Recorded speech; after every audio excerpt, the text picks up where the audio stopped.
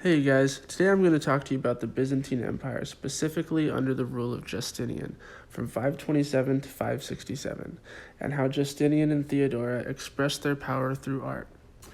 First, I'd like to introduce the idea of rhetoric. Rhetoric is the art of effective or persuasive speaking or writing, especially the use of figures of speech and other compositional techniques. That's the Oxford definition. There are other forms of rhetoric. Visual rhetoric has been used to mean anything from the use of images as argument to the arrangement of elements on a page for rhetorical effect, including the use of typography and more.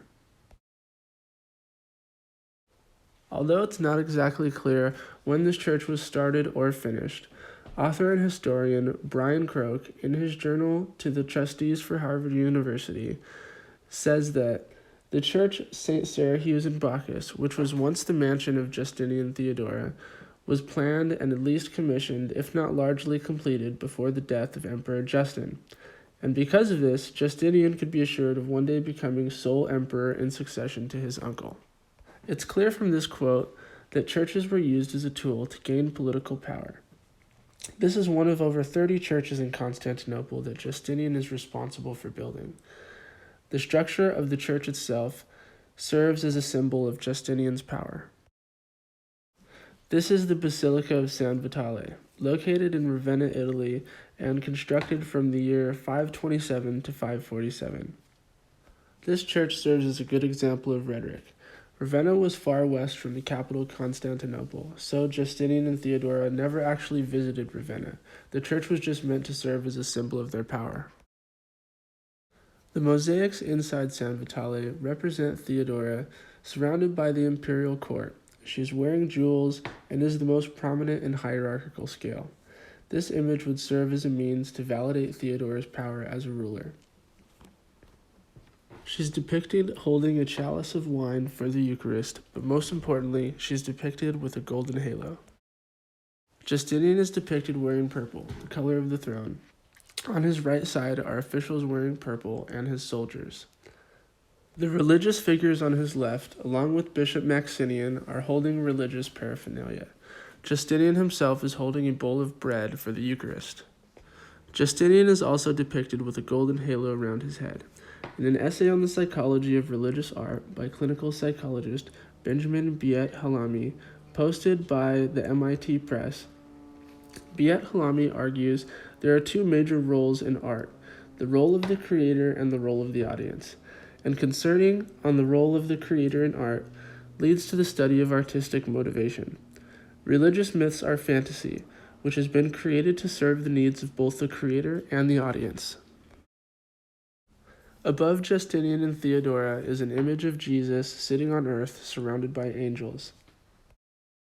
The apse of San Vitale is located at the altar of the church. All the worshiping and religious ceremonies that would be held at the church would be directed towards the apse. Justinian, Theodora, and Jesus are the only ones in the mosaic with golden halos above their heads. In a journal titled Style and Meaning Behind the Imperial Panels at San Vitale, an art historian, Dr. Sarah E. Bassett, argues that Justinian and Theodora, being depicted as Christ's representation on earth, is the most important aspect of the mosaics of San Vitale because of its use as rhetoric. Without words, people would see the mosaics and understand the power that is being expressed. The Hagia Sophia was the biggest church built in the Byzantine Empire and served as a symbol of Justinian's power through its monumental size. In a journal by Glanville Downey, a popular archaeologist and an expert in ancient Byzantium with his PhD from Princeton University, Downey points out that the figure of 320,000 pounds of gold was attached to the story of the building of the Hagia Sophia, in an effort to suggest that Justinian spent on the church all of the money found in the treasury when his uncle Justinius ascended the throne. Whether or not the number of 320,000 pounds is an accurate detail of the amount of gold used in the building of the Hagia Sophia is irrelevant because it would serve as another form of rhetoric that would reinforce Justinian and Theodora's power.